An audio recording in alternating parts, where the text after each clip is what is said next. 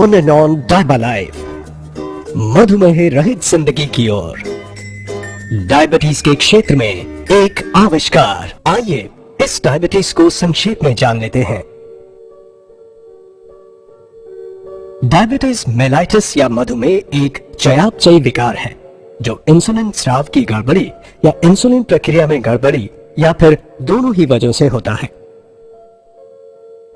Diabetes pancreas का विकार है। पैनक्रियाज इंसुलिन नामक एक पदार्थ को खून के अंदर रिलीज करता है, जिससे शरीर को ग्रहण किए गए खाद्य पदार्थों में से शर्करा व कार्बोहाइड्रेट्स को ग्रहण करने में मदद मिलती है। डायबिटीज कोई बीमारी नहीं है, बल्कि एक चयापचयी विकार है। किसी व्यक्ति को जब डायबिटीज होता है तब या तो उसके पैनक्रियाज इंसुलिन बनाते ही नहीं है, या फिर अपर्याप्त मात्रा में इंसुलिन बनाते हैं, या फिर इंसुलिन बनता तो है परंतु ठीक तरीके से अपना काम नहीं कर पाता। डायबिटीज से होने वाली कई गंभीर परेशानियां हैं, जैसे हृदय रोग, पैरों में संक्रमण, लैंगिक समस्याएं, अल्जाइमर रोग, स्ट्रोक, मसूड़ों के रोग, सुनने में दिक्कत, स्नायु रोग, घाव का देर से भरना, दृष्टि दोष, किडनी व ब्लैडर फेलियर और गर्भावस्था की पेचीदगी इत्यादि।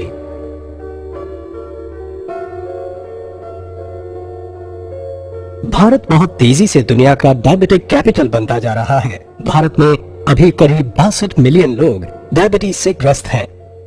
2030 तक ये संख्या 100 मिलियन से भी अधिक हो जाएगी। करीब 35% आबादी को ये पता ही नहीं है कि उन्हें डायबिटीज है। भारत डायबिटीज कैपिटल क्यों है? इसका एक मूल कारण है एशियन इंडियन फेनोटाइप, जिसमें HbA1c का काउंट बढ़ जाता है। एशियन इंडियन फेनोटाइप में BMI कम होने के बावजूद भी कमर का घेरा काफी ज्यादा हो जाता है। पेट का मोटापा, न्यूनतर एडिपोनेक्टिन, उच्च C रिएक्टर प्रोटीन स्तर इत्यादि की वजह से भारतीयों में इंसुलिन प्रतिरोध बढ़ जाता है। आइए हम इस HbA1c को समझ लेते हैं। जब आप अपने शुगर की जांच कराते हैं, जो उस जांच के वक्त का ही होता है, जबकि HbA1c के जांच में आपको 2-3 महीने के औसत स्तर का पता चलता है। इसे ग्लाइकेटेड हीमोग्लोबिन या A1c भी कहा जाता है। A1c शर्करा युक्त होकर परिवर्तित हो गया एक प्रकार का हीमोग्लोबिन है। जब शरीर शर्करा को प्रोसेस करता है, तब रक्त प्रवाह में मौजूद शर्करा स्वाभाविक रूप से लाल रक्त कण के एक प्रोटीन के साथ जुड़ जाता है। लाल रक्त कण की उम्र करीब 8 से 12 हफ्तों की होती है। इसीलिए HbA1c का मापन इस अवधि के औसत शुगर लेवल को दर्शाता है। बिना डायबिटीज वाले किसी व्यक्ति में ब्लड शुगर लेवल सामान्यतः एक जैसा रहता है, अर्थात खून में मौजूद प्रोटीन में ज्यादा ग्लूकोज संलग्न नहीं होते। HbA1c लेवल अपेक्षाकृत रूप से कम होता है, क्योंकि वे ग्लूकोज को रक्त से बाहर करने में सक्षम होते हैं। लेकिन डायबिटीज ग्रस्त लोगों में शरीर शर्करा को रक्त से बाहर करने में सक्षम नहीं होता है और परिणाम स्वरूप ग्लूकोज खून में ही रह जाता है। जैसे जैसे ब्लड ग्लूकोज का स्तर बढ़ता है, वैसे वैसे लाल रक्त कण में और ज्यादा ग्लूकोज जुड़ते जाते हैं तथा HbA1c का स्तर बढ़ जाता है, जिससे डायबिटीज संबंधी तकलीफ बढ़ने का खतरा होता है। HbA1c को कम करके आप इस खतरे को कम कर सकते हैं। इसीलिए हर 3-4 महीने में या जब आपके डॉक्टर कहें, आपको अपना HbA1c टेस्ट कराना चाहिए। आइए अब ये समझते हैं कि डायबिटीज में आखिर होता क्या है। जब आप कार्बोहाइड्रेट युक्त खाना खाते हैं, तो वो आपके पेट या पाचन तंत्र में ग्लूकोज या शर्करा के रूप में परिवर्तित हो जाता है। हमें अपने आहार में से ग्लूकोज की जरूरत होती है, क्योंकि उससे हमें ऊर्जा मिलती है। चीजें जैसे स्टार्च युक्त आहार, शर्करा युक्त आहार, दूध व डेयरी प्रोडक्ट्स एवं फलों इत्यादि में कार्बोहाइड्रेट होता है। ये ग्लूकोज फिर रक्त प्रवाह में जाता है और शरीर ये सेंस करता है कि ब्लड ग्लूकोज का स्तर बढ़ रहा है। इसकी प्रतिक्रिया में पेट के ठीक नीचे मौजूद एक छोटा सा ग्लैंड, जिसे पैनक्रियाज कहते हैं, इंसुलिन नामक हार्मोन रिलीज करना शुरू कर देता है। इस इंसुलिन की मदद से हम अपने ग्रहित आहार में से ऊर्जा ले पाते हैं। फिर इस ग्लूकोज एवं इंसुलिन को रक्त प्रवाह के जरिए शरीर के हर उस कोशिका तक पहुंचाया जाता है जिसे ऊर्जा के लिए इसकी जरूरत होती है। इसे आसानी से समझने के लिए इन पेशी कोशिकाओं को देखें। इन पेशी कोशिकाओं के पास वो इंसुलिन ही है जिसकी वजह से ग्लूकोज कोशिकाओं के अंदर समाहित हो सकता है ताकि शरीर को ऊर्जा मिल सके। ऐसे समझें कि इंसुलिन इन कोशिकाओं के दरवाजे पर लगे तालों की चाबियां हैं। जब ये चाबी होगी तभी दरवाजे खुलेंगे और ग्लूकोज कोशिकाओं के अंदर जा सकेगा। इस प्रकार ब्लड ग्लूकोज का स्तर नहीं गिरता है, लेकिन लीवर के द्वारा उसमें संचित किए गए अतिरिक्त ग्लूकोज को रिलीज करके इस ब्लड ग्लूकोज लेवल को कभी भी टॉप अप किया जा सकता है। ब्लड ग्लूकोज बार बार बढ़ता है और ज्यादा से ज्यादा इंसुलिन पैदा करता है ताकि वो उन बंद दरवाजों के ताले की चाबी बनकर उस ग्लूकोज को रक्त प्रवाह के जरिए कोशिकाओं के अंदर पहुंचा सके। रक्त शर्करा जब ऑप्टिमम लेवल पर होता है तब शरीर उत्तम रूप से काम करता है, लेकिन जब ब्लड शुगर का लेवल बढ़ जाता है तो शरीर ठीक से काम नहीं कर पाता। सामान्यतः हमारे शरीर के अंदर ही एक साइकिल होता है जो शरीर में इंसुलिन एवं ग्लूकोज स्तर को संतुलित करता है, और ये संतुलन निर्भर करता है हमारे आहार, पैनक्रियाज एवं लिवर पर। कुछ लोगों में जब ये सिस्टम ठीक से काम नहीं करता है तब उसे डायबिटीज कहते हैं। डायबिटीज मुख्यतः 3 प्रकार के होते हैं: टाइप 1, टाइप 2 एवं GDM। आइए जानते हैं टाइप 1 के बारे में। डायबिटीज में शरीर में इंसुलिन का निर्माण ही नहीं होता है। ये एक ऑटो इम्यून रिस्पॉन्स की वजह से होता है जिसमें कि पैनक्रियाज के अंदर की इंसुलिन निर्माण करने वाली कोशिकाओं को शरीर ने नष्ट कर दिया है। अभी तक ये नहीं पता लगाया जा सका है कि ये कुछ लोगों में क्यों होता है और अन्य लोगों में क्यों नहीं होता। कुल डायबिटीज की आबादी का करीब 10% टाइप 1 डायबिटीज होता है। ज्यादा करके ये 40 साल से कम की उम्र में ही हो जाता है और बचपन में होने वाली डायबिटीज का ये एक मुख्य प्रकार है। आइए अब बात करते हैं टाइप 2 डायबिटीज की। डायबिटीज मधुमेह पीड़ितों की कुल आबादी का करीब 90% होता है। पाश्चात्य देशों एवं गोरे लोगों में ये 40 साल की उम्र के बाद होता है, जबकि एशियन एवं भारतीय मूल के लोगों में ये 25 साल की उम्र के बाद हो सकता है। टाइप 2 डायबिटीज थोड़ा जटिल है क्योंकि इसमें अनेक प्रक्रियाएं जिम्मेदार हैं। इसमें या तो शरीर पर्याप्त इंसुलिन नहीं बना पाता है या फिर बना हुआ इंसुलिन ठीक से काम नहीं करता है। ये शरीर का वजन अधिक होने से भी हो सकता है। चर्बी की वृद्धि की वजह से इंसुलिन अपना कार्य सही तरीके से नहीं कर पाता, लेकिन ये सही वजन वाले लोगों को भी हो सकता है।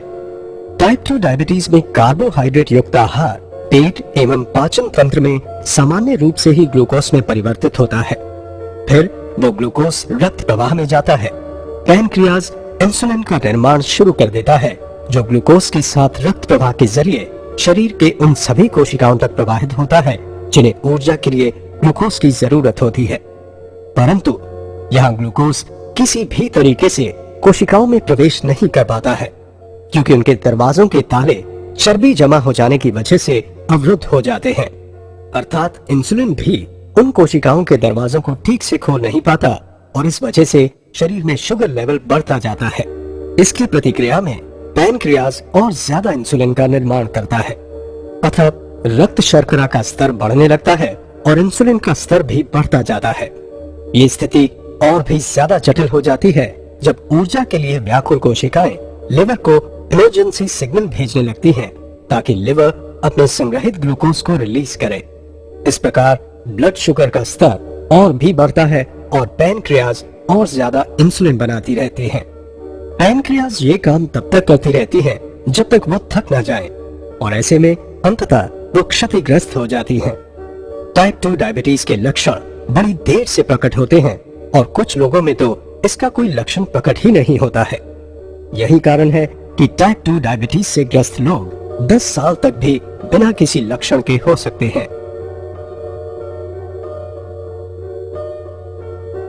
और अब हम बात करेंगे GDM डायबिटीज की। जेस्टेशनल डायबिटीज मधुमेह रहित किसी भी महिला को होने वाली एक अस्थायी परिस्थिति है जिसमें शुगर लेवल ज्यादा होता है। हालांकि इसका ठीक कोई कारण तो ज्ञात नहीं है, लेकिन ये गर्भनाल के हार्मोन में वृद्धि होने के कारण मां और बच्चे को होता है। डायबिटीज से पीड़ित लोगों में ग्लूकोज उनके शरीर की कोशिकाओं में प्रवेश ही नहीं कर पाता, अतः ब्लड ग्लूकोज का स्तर बढ़ता ही जाता है। शरीर प्रतिरक्षा के तौर पर किडनी के जरिए इस ग्लूकोज के स्तर को कम करने की कोशिश करता है या फिर छुटकारा पाना चाहता है, और यही कारण है कि डायबिटीज वाले लोग बार बार पेशाब करने जाते हैं, क्योंकि किडनी खून के बाद ग्लूकोज को फिल्टर करती है और इसमें बहुत सारा पानी लेती है, जिसके कारण डायबिटीज वाले लोगों को बार बार प्यास लगती है। उनके पेशाब में बहुत सारा ग्लूकोज होता है, जिससे बैक्टीरिया को पनपने के लिए अनुकूल परिवेश मिलता है। इसीलिए अक्सर ऐसे में योनि संक्रमण व खुजलाहट होती है। इसी प्रकार रक्त में भी ग्लूकोज की मात्रा काफी अधिक होती है, जिसकी वजह से ताजे जख्मों पर सामान्य से ज्यादा बैक्टीरिया पैदा होते हैं और जख्म भरने में देरी होती है। ग्लूकोज आंखों के आगे लेंस में भी जमा हो सकता है, जिससे लेंस के अंदर का तरल धूमिल हो जाता है। इसकी वजह से डायबिटीज ग्रस्त कुछ लोगों को धुंधला दिखाई देता है, क्योंकि ग्लूकोज शरीर की कोशिकाओं में पहुंच ही नहीं पाता, जिससे कि शरीर को ऊर्जा नहीं मिल पाती है और परिणाम स्वरूप डायबिटीज वाले लोगों को ज्यादा थकान महसूस होती है और वो अपने दैनिक कार्यों को करने में भी असमर्थ महसूस करते हैं। लेकिन वहीं दूसरी ओर शरीर को काम करने के लिए ऊर्जा की निरंतर जरूरत होती है। ऐसी स्थिति में ऊर्जा पाने के लिए शरीर अपने अंदर संग्रहित वसा को तोड़ना शुरू कर देता है, और यही कारण है कि डायबिटीज में शरीर का वजन कम होने लगता है। इस प्रकार डायबिटीज के मुख्य लक्षणों पर एक नजर डालें तो वो है बार बार पेशाब के लिए जाना, ज्यादा प्यास लगना, योनि संक्रमण एवं खुजलाहट, जख्म का देर से भरना, धुंधली दृष्टि होना, थकान महसूस करना एवं वजन में कमी होना। डायबालाइफ डायबिटीज केयर के क्षेत्र में एक आविष्कार है। डायबालाइफ लहसुन के अंदर मौजूद स्टेबलाइज्ड एलिसिन पर आधारित है। लहसुन को एक चमत्कारी औषधि के रूप में जाना जाता है। लहसुन का इस्तेमाल प्राचीन काल से होता रहा है और ये इलाज एवं रक्षा के लिए इस्तेमाल किए जाने वाले पौधों में से है, जिसका लिखित प्रमाण है। लहसुन प्राचीनतम उगाए जाने वाले पौधों में से एक है, जिसे 5000 से भी ज्यादा वर्षों से उगाया जा रहा है। सभ्यता की शुरुआत से ही लहसुन का प्रयोग होता रहा है, चाहे वो मिस्र का पिरामिड हो या प्राचीनतम मंदिर। मजे की बात तो ये है कि वैसी सभ्यताएं जो कभी एक दूसरे के संपर्क में नहीं आई, फिर भी उन्होंने लहसुन का प्रयोग अपने उपचार व चिकित्सा में किया। मिस्र, रोम, चीन, भारत के प्राचीन मेडिकल की पुस्तकों में लहसुन के औषधीय गुणों का विवरण है। हजारों वर्षों से विश्व भर में लोग लहसुन को स्वास्थ्य लाभ के लिए उपयोग कर रहे हैं। प्राचीन काल से ही लहसुन को हर मर्ज की दवा माना गया है। कहा गया है कि इससे साधारण सर्दी फ्लू से लेकर प्लेग तक में फायदा हो सकता है। लहसुन डायबिटीज पर नियंत्रण करने में मदद करता है। लहसुन में पाया जाने वाला एलिसिन HbA1c को नियंत्रित करने में बेहद कारगर है, जो कि डायबिटीज कंट्रोल के लिए बेहद अहम है। ये ग्लूकोज टॉलरेंस को सामान्य स्तर में रखने में मदद करता है। लहसुन एंटीबैक्टीरियल, एंटीवायरल एवं एंटीफंगल है। शोधों से ये प्रमाणित हुआ है कि खून में पाया जाने वाला लाल रक्त कण लहसुन के यौगिकों को प्रोसेस करके उन्हें हाइड्रोजन सल्फाइड में बदल देता है, जो रक्त धमनियों को रिलैक्स करता है तथा रक्त प्रवाह को बढ़ाता है। बावजूद इन सब के कच्चे लहसुन की अपनी खामियां हैं। कच्चा लहसुन पेट के एसिड से नष्ट हो जाता है।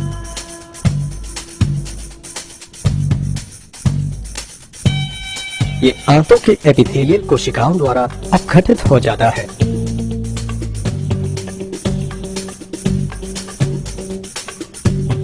ये शरीर के पीएच से प्रभावित होता है। ये बदबू एवं मुक्त दुर्गंध देता है। इन सब का उपाय है 100% स्टेबलाइज्ड एलिसिन। एलिसिन लहसुन का प्रमुख जैविक घटक है, जिसमें औषधीय गुण होते हैं।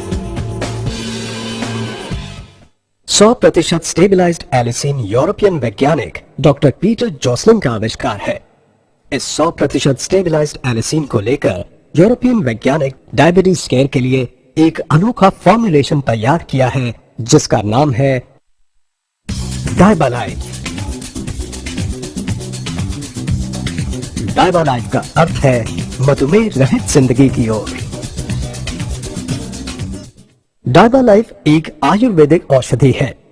ये डायबिटीज पीड़ित लोगों के लिए एक प्राकृतिक पथ्य है तथा बाकी सबके लिए बेहद स्वास्थ्यप्रद है।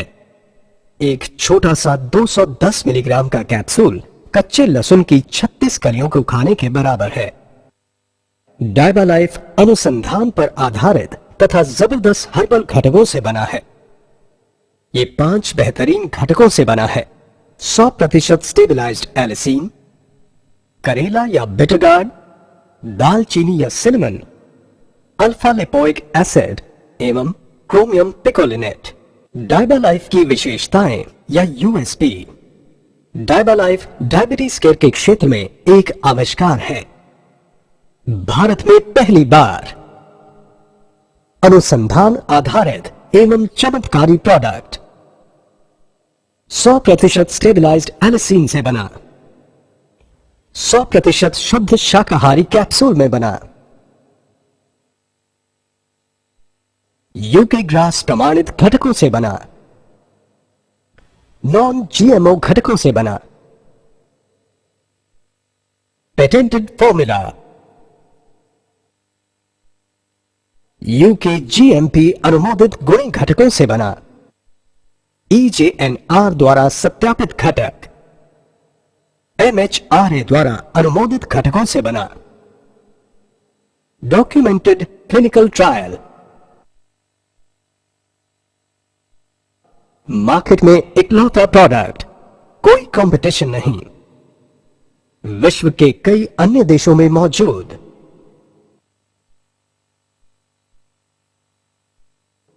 पूरी तरह से प्राकृतिक, कोई दुष्परिणाम नहीं। डायबालाइफ डायबिटीज के लिए खास तौर पर बनाया गया हमारा पहला फॉर्मूला है। इसके अंदर अनेक घटक हैं, लेकिन एलिसिन स्पष्टतः मुख्य घटक है जो टाइप 1 एवं टाइप 2 डायबिटीज में बेहद प्रभावी है। HbA1c को नियंत्रित करने में एलिसिन बेहद कारगर है। HbA1c हीमोग्लोबिन के साथ जोड़ने वाले ग्लूकोज का मापन है जो डायबिटीज कंट्रोल के लिए बिल्कुल अहम है। डायबालाइफ में मौजूद दूसरे अन्य घटक भी बेहद फायदेमंद हैं जो शरीर में इंसुलिन प्रतिरोध को कम करने में मदद करते हैं तथा ग्लूकोज टॉलरेंस की सामान्य स्थिति को सुनिश्चित करते हैं। डायबालाइफ का उद्देश्य प्री डायबिटिक लोगों को डायबिटीज से बचाना है। डायबालाइफ पाचन प्रक्रिया में से ज्यादा न्यूट्रिएंट व विटामिन अवशोषित कराता है तथा इंसुलिन प्रतिरोध को कम करता है जिससे कि प्री डायबिटिक स्थिति में कमी आती है। डायबालाइफ सबके लिए फायदेमंद है। डायबालाइफ ब्लड शुगर के लेवल को कम करने में मदद करता है। डायबालाइफ कोलेस्ट्रॉल को नियंत्रित करने में मदद करता है। डायबालाइफ इम्यूनिटी या प्रतिरक्षा को बढ़ाता है। डायबालाइफ ब्लड प्रेशर को नियंत्रित करने में भी मदद करता है।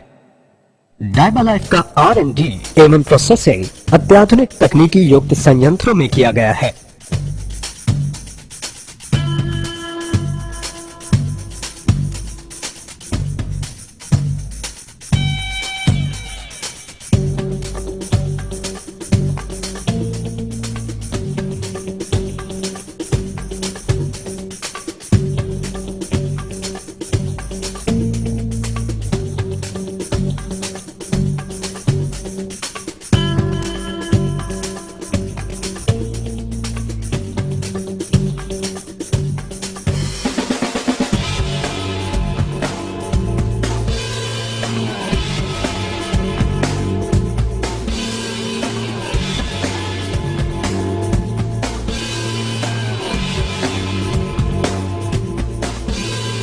डायबालाइफ मधुमेह रहित जिंदगी की ओर।